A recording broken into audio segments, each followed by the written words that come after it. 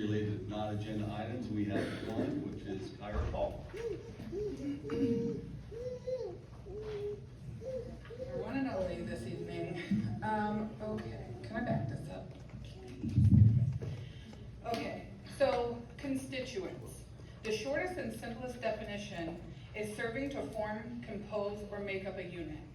Southwestern City Schools is a unit.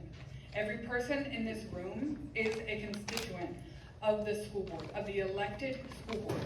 All 3,800 employees, all 22,000 students, and all 144,000 residents, of which 106,000 of those are adults, are in fact all of your constituents.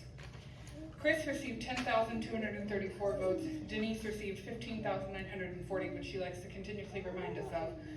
Julie received 14,902 votes. That means that not everyone voted for you. However, it has been said out loud by those three individuals that they are acting and making decisions for all of the constituents listed above, based on the wishes of those few that voted for them.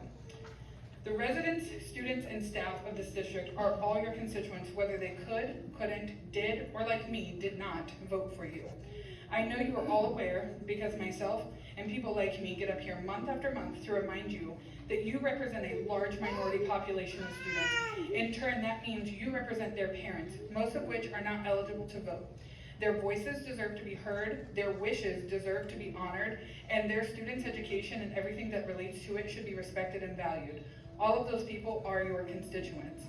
You have 3,800 staff members in this district that rely on your ability to see the bigger picture and hope you do it with a broad vision while making your decisions.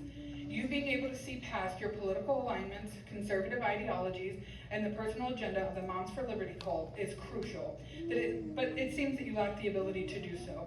The decisions you make, the policies you advocate for here in this district on a state or a federal level are what steers and funds this district.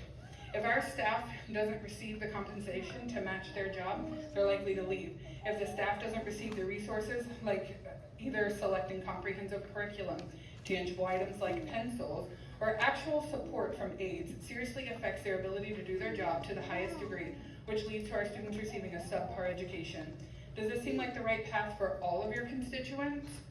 The constituents of this district also have several board members that support Ohio House Bill 269.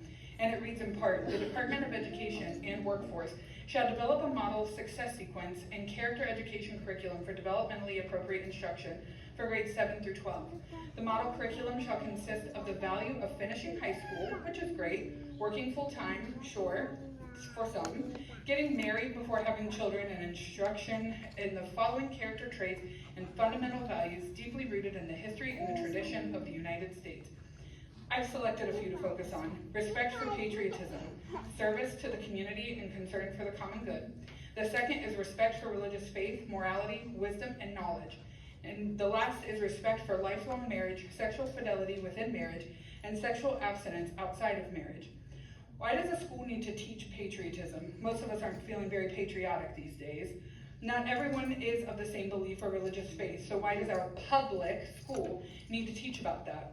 Not all people live or love the same way, so why does the school need to teach our students about marriage and abstaining from sex before doing so? This doesn't sound like representing all of your constituents.